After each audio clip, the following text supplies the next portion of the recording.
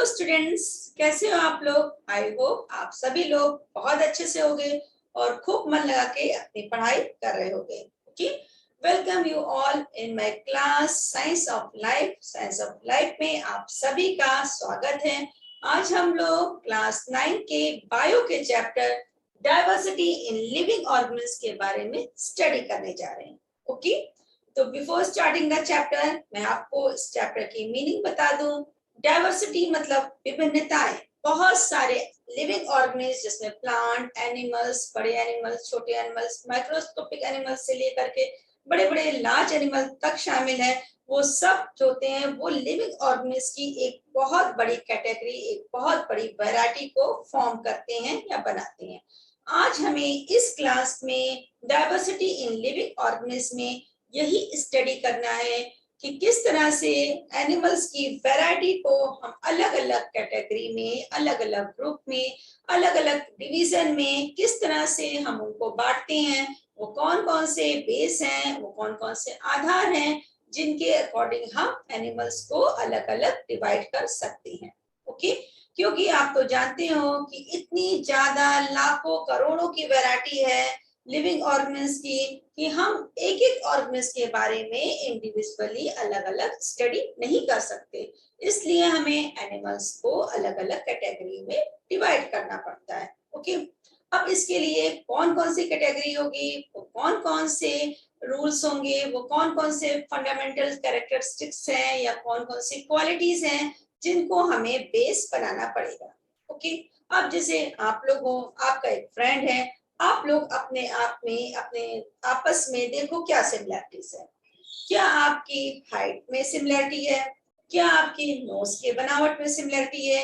क्या आपके hand span में सिमिलरिटीज है? नहीं ना। आपकी हाइट अलग अलग हो सकती है, आपका नोज का डिजाइन अलग हो सकता है, या आप दोनों में बहुत सारी चीजें सिमिलर और डिसिमिलर हो सकती है।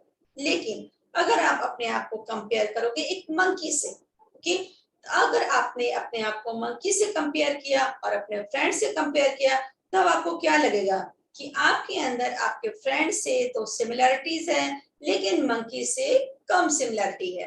कि तो इस तरह से हम अलग अलग कैटेगरी को डिवाइड करने के लिए वो देखते हैं कि कौन सी सिमिलरिटीज जो ज्यादा इंपॉर्टेंट है, जिसे हमने अपने इस तरह से अलग अलग कैटेगरी को डिवाइड करने में यूज करना है, और कौन कौन सी वो कैरेक्टरिस्टिक्स है या वो कौन कौन सी क्वालिटीज है जिनको हमें इग्नोर करना है। उसी के बेस पर हम ये chapter diversity in living organism को आगे पढ़ेंगे। ओके, अब हमारे पास इतनी सारी वैरायटीज हैं। कुछ इसमें से बहुत ही छोटी हैं, बहुत ही माइक्रोस्कोपिक हैं जिनको हम नेकेड आई से नहीं देख सकते हैं।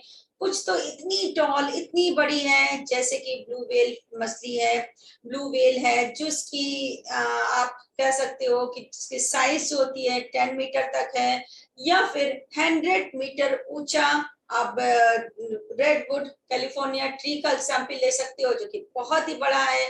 तो इस तरह से कहा एक छोटा सा टाइनी सा एकदम ऑर्गेनिज्म जिसको हम देख तक नहीं सकते, और कहा इतने बड़े ऑर्गेनिज्म जो कि बहुत ही बड़े, बहुत ही साइज में बड़े या फिर बहुत ही बड़े टॉल ट्री होते हैं।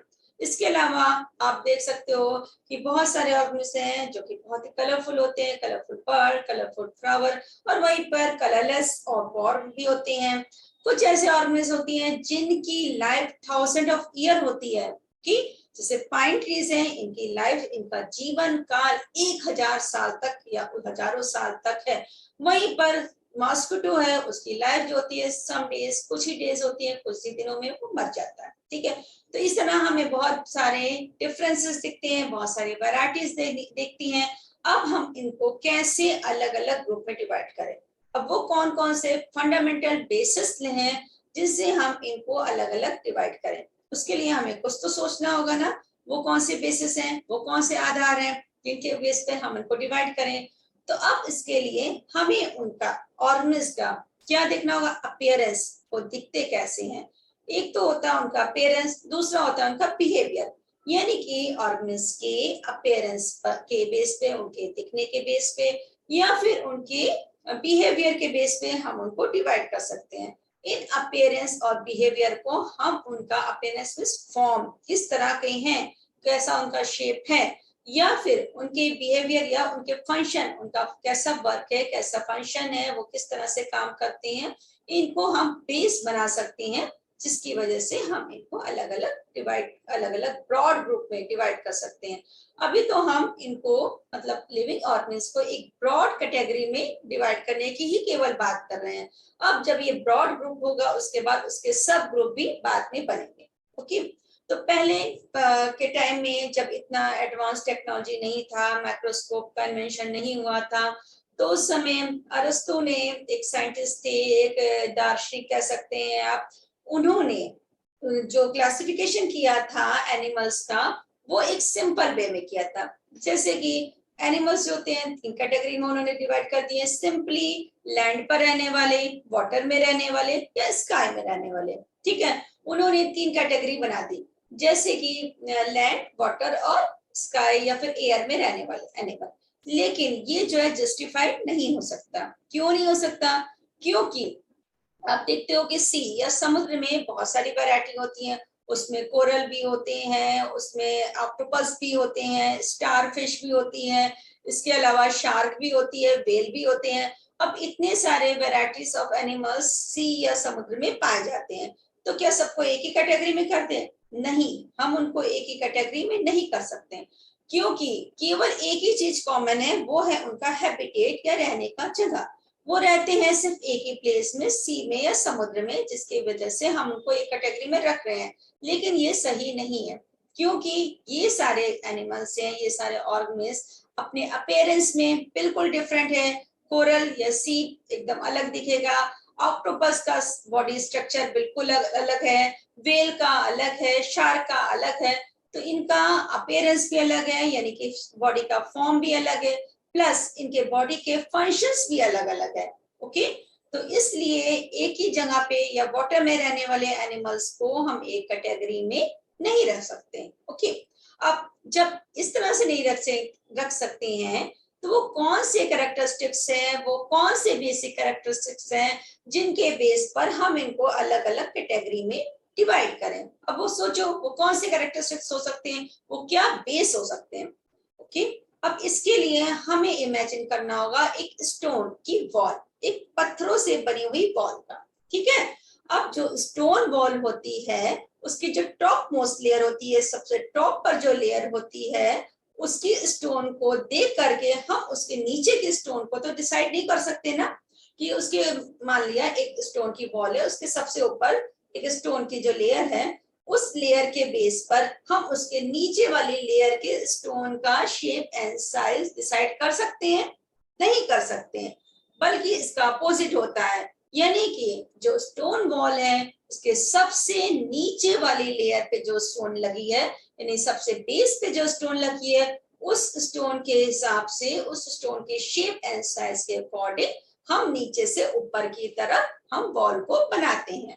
ठीक है, तो इसी तरह से जो ऑर्गेनिज्म हैं जिनके अंदर लाइफ है, जो लिविंग ऑर्गेनिज्म हैं, उनकी भी सबसे स्टार्टिंग के बेस में हम जाएंगे, उसी के बेस पर उसके बाद हम कैटेगरी में डिवाइड करेंगे। क्या उनके अंदर इस तरह से म्यूचुअल आपस में कौन कौन से कैरेक्टरिस्टिक्स जो होते हैं वो मिलते जुलते होंगे, और इस तरह से एक हायरार्ची ऑफ कैरेक्टरिस्टिक्स या हायरार्ची ऑफ क्लासिफिकेशन बनता जाएगा। हायरार्ची ऑफ क्लासिफिकेशन मींस यही होता है कि किस तरह से इंटर रिलेटेड कैरेक्टरिस्टिक्स आपस में जुड़ते जाते हैं, और इस तरह से एक ग्रुप, एक ब्रॉड ग्रुप डेवलप होता है, और उस ग्रुप को बाद में हम धीरे धीरे सब ग्रुप में डिवाइड करते हैं। ओके, तो अब इसके लिए तो सबसे पहले जो बेस होता है ऑर्गेनिज्म का, वो क्या होता है? बेसिक यूनिट ऑफ लाइफ क्या है? सेल। ठीक है, तो हम स्टार्टिंग पॉइंट पर जाते हैं, हम सेल में जाते हैं। सेल से ही कोई भी लिविंग ऑर्गेनिज्म बना है, वही उसकी बेसिक यूनिट है। तो सेल, अब जब हम सेल पर आते हैं तो फिर हमें ऑर्गेनिज्म 2 तरह के दिखते हैं। एक होते हैं प्रोकैरियोटिक ऑर्गेनिज्म और दूसरे होते हैं यूकैरियोटिक ऑर्गेनिज्म। ओके, हम जैसा कि जानते हैं कि जो प्रोकैरियोटिक ऑर्गेनिज्म होते हैं वो प्रिमिटिव होते हैं, उनके अंदर जो सेल ऑर्गेनेल्स होते हैं, सेल के अंदर सेल ऑर्गेनेल्स हमने चैप्टर्स सेल में पढ़ा था ना, the fundamental unit of life cell में पढ़ा था ना।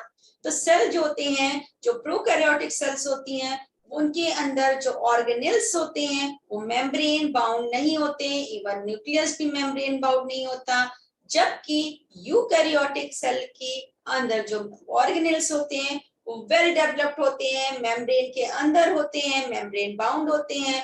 उनके अंदर जो अलग अलग प्रोसेस होता है, लाइफ प्रोसेस होता है, जैसे रेस्पिरेशन हो गया, न्यूट्रिशन होता है, यूकैरियोटिक सेल में बहुत ही सिस्टमेटिक वे में होता है, क्योंकि अंदर डिवीजन ऑफ लेबर होता है, जबकि प्रोकैरियोटिक में ऐसा नहीं होता। ठीक है, तो ये हमें एक बेस मिल गया, एक बेस मिल गया, जिसके बेस पर हमने ऑर्गेनिज को, लिविंग ऑर्गेनिज को दो कैटेगरी में डिवाइड कर दिया, एक प्रोकैरियोटिक ऑर्गेनिज, दूसरा है यूकैरियोटिक ऑर्गेनिज। ठीक है, अब और क्या बेसिस है जिनके बेस पे हम इस तरह से ऑर्गेनिज को डिवाइड करें? दूसरा है, क्या सारे के सारे ऑर्गेनिज एक सेल से बनते हैं? नहीं ना। तो कुछ ऑर्गेनिज का ग्रुप होता है जो सिंगल सेल से बनता है, यूनिसेलर ऑर्गेनिज, और कुछ ऑर्गेनिज होते हैं उसमें सेल्स आपस में ग्रुप बना करके एक सिंगल बॉडी स्ट्रक्चर को बनाते हैं, जो कि डिवीजन ऑफ लेबर के बेस पर काम करता है। ओके, तो अब इस तरह से वो ऑर्गेनिज जो सिंगल सेल का बनेगा, जैसे अमीबा है, पैरामीशियम है, और जो ऑर्गेनिज वो कई तरह के सेल्स के आपस में ग्रुप बना के एक सिंगल ऑर्गेनिज में कोई फॉर्म में बनता है, तो उन दोनों में डिफरेंसेस होंगे। तो इस तरह से दो तरह के ऑर्गेनिज हो गए, यानी कि यूनिसेलर ऑर्गेनिज और मल्टीसेलर ऑर्गेनिज। ठीक, तो मल्टीसेलर ऑर्गेनिज में भी क्या सारे सेल्स एक तरह के होते हैं? नहीं, उसमें भी सारे सेल्स अलग अलग होते हैं, और जो सेल्स होते हैं, सिमिलर सेल्स होते हैं, वो आपस में ग्रुप बना करके किसी एक फंक्शन को परफॉर्म करते हैं। ओके, अब इसके बाद नेक्स्ट है ऑर्गेनिज को डिवाइड करने के लिए या अलग ग्रुप बनाने के लिए नेक्स्ट बेसिक कैरेक्टरिस्टिक्स क्या होगी? नेक्स्ट है मोड ऑफ न्यूट्रिशन। ओके, कुछ ऑर्गेनिज होते हैं जो ऑटोट्रॉफिक होते हैं, अपना फूड खुद से बनाते हैं, जैसे कि प्लांट। ओके, और कुछ ऑर्गेनिज होते हैं जो कि अपना फूड खुद से प्रिपेयर नहीं करते हैं, बल्कि आउटसाइड से अपने फूड को गेन करते हैं या लेते हैं, जैसे कि एनिमल। ओके, अब हो गई ना दो कैटेगरी। एक कैटेगरी होती है ऑटोट्रॉफिक एनिमल, जिसमें प्लांट आते हैं, दूसरी होती है हेटेरोट्रॉफिक एनिमल्स, जिसमें कि एनिमल्स आते हैं। ओके, तो इस तरह से दो कैटेगरी हो गई। अब जो ऑटोट्रॉफिक होते हैं या जो प्लांट्स होते हैं, उनका बॉडी डिजाइन, उनके बॉडी का ऑर्गेनाइजेशन किस तरह का होगा, हम वो एक कैटेगरी में पढ़ेंगे। और दूसरे कैटेगरी में हम एनिमल्स के बारे में, जो हेटेरोट्रॉफिक होते हैं, जो अपने फूड को आउटसाइड सोर्स से लेते हैं, उनके बॉडी का क्या ऑर्गेनाइजेशन है, उनकी अलग अलग फंक्शन करने के लिए कौन कौन से ऑर्गन्स हैं, हम उनके बारे में स्टडी करेंगे। तो इस तरह से कैरेक्टर्स की एक हायरार्ची या एक कह सकते हैं कि इंटर रिलेटेड एक ग्रुप या एक सीरीज बनती चली जाती है, जिसको हम आगे चल के क्लासिफिकेशन के लिए यूज करते हैं। ओके, तो अब जब हम क्लासिफिकेशन की बात करते हैं, तो हम सबसे स्टार्टिंग में यानी कि इवोल्यूशन में जाते हैं। इवोल्यूशन मतलब कि स्टार्टिंग में एनिमल्स कैसे थे, जिसको कि चार्ल्स डार्विन ने अपनी बुक में भी, ओरिजिन ऑफ लाइफ में भी इसके बारे में बताया है कि किस तरह से एनिमल्स इवोल्यूट हुए थे, इवोल्यूशन हुआ था, किस तरह से स्टार्टिंग में एकदम प्रिमिटिव एनिमल्स थे, बाद में उन्होंने एनवायरनमेंट चेंज होने पर अपने आप को सरवाइव करने के लिए किस तरह से अपने अंदर चेंजेस लाए, जिसके बाद में धीरे धीरे और भी एडवांस या डेवलप्ड एनिमल्स फॉर्म होते गए। और इस तरह से हम कैरेक्टर्स को आगे की तरफ सीरीज में स्टडी करते रहेंगे। ओके, तो इस तरह से हायरार्ची ऑफ क्लासिफिकेशन एक तरह से बन जाता है, एक तरह से क्लासिफिकेशन का ग्रुप बन जाता है, जिसको 3 मेन साइंटिस्ट, जिनका नाम था अर्नेस्ट हैकेल 1894 में, Robert Whittaker 1959 and Carl Woese 1977 ने, इन तीनों ने मिलकर पूरे ऑर्गेनिज को एक ब्रॉड कैटेगरी किंगडम में डिवाइड किया। किंगडम में जो ऑर्गेनिज थे वो उनके बॉडी के ऑर्गेनाइजेशन के बेसिस के, उनके mode of nutrition and source of nutrition, मतलब वो कैसे फूड को पाते हैं, बनाते हैं, कहीं बाहर से गेन करते हैं, सोर्स ऑफ ऑर्गेनाइजेशन के, या फिर उनके बॉडी के ऑर्गेनाइजेशन के बेस पर उन्होंने एक किंगडम को में डिवाइड किया एनिमल्स को या प्लांट्स को। ठीक है। तो अब ये इस तरह से बेटकर ने 5 किंगडम बताए, बेटकर ने 5 किंगडम बनाए। उन किंगडम के नाम है जो आज भी यूज किए आते हैं, मोनरा, protista, fungi, Plantae and Animalia. ये 5 किंगडम है, मेन 5 किंगडम है, जिसमें हम ऑल ओवर ऑर्गेनिज को हम ब्रॉडली डिवाइड करते हैं, मोनरा, protista, fungi, Plantae and Animalia. अब इसके बाद हम सीरीज में क्लासिफिकेशन पढ़ेंगे, ठीक है। अब जो मोनरा है उसको भी बाद में कॉर्नबोस ने 2 भाग में डिवाइड कर दिया, archaebacteria and you bacteria. Archaebacteria जो कि बैक्टीरिया से भी प्रिमिटिव होते थे, और यू बैक्टीरिया जिसमें बैक्टीरिया आते हैं, ठीक। तो इस तरह से जो मेन 5 किंगडम है, जिसमें मोनरा, protista, fungi, Plantae and Animalia आते हैं। अब ये किंगडम भी बाद में सब ग्रुप्स में डिवाइड होते हैं। किंगडम जो होते हैं वो फाइलम और डिवीजन में, फाइलम एनिमल्स के लिए यूज होता है एंड डिवीजन प्लांट्स के लिए यूज होता है। यानी किंगडम फिर सब डिवाइड होकर के फाइलम या फिर डिवीजन बनाते हैं। डिवीजन या फाइलम जो होते हैं वो क्लास में डिवाइड होते हैं। अब इसमें हम इसमें एनिमल्स को या ऑर्गेनिज्म को अलग अलग कैटेगरी में डिवाइड करते जा रहे हैं। फाइलम के बाद क्लास, क्लास के बाद ऑर्डर, ऑर्डर के बाद फैमिली, फैमिली के बाद genus and then species. Okay, तो इस तरह से जो बेसिक यूनिट है या सबसे छोटी यूनिट हम कह सकते हैं क्लासिफिकेशन की, वो होती है स्पीसीज। ओके, तो इस तरह से अब हम लोग आगे जो है क्लासिफिकेशन के बारे में 1 बाय 1 स्टडी करेंगे। तो आज के लिए इतना ही बेटा, आप लोग अच्छे से मन लगा के जो कुछ भी मैंने पढ़ाया है उसको रिवाइज करिए, एनसीईआरटी बुक से हेल्प लीजिए और आगे भी पढ़िए। ओके, और अगर आपको मेरा ये वीडियो अच्छा लगा तो आप इसको लाइक करिए और चैनल को सब्सक्राइब करिए। ओके, तब तक के लिए गुड बाय, फिर मिलेंगे, बाय बाय।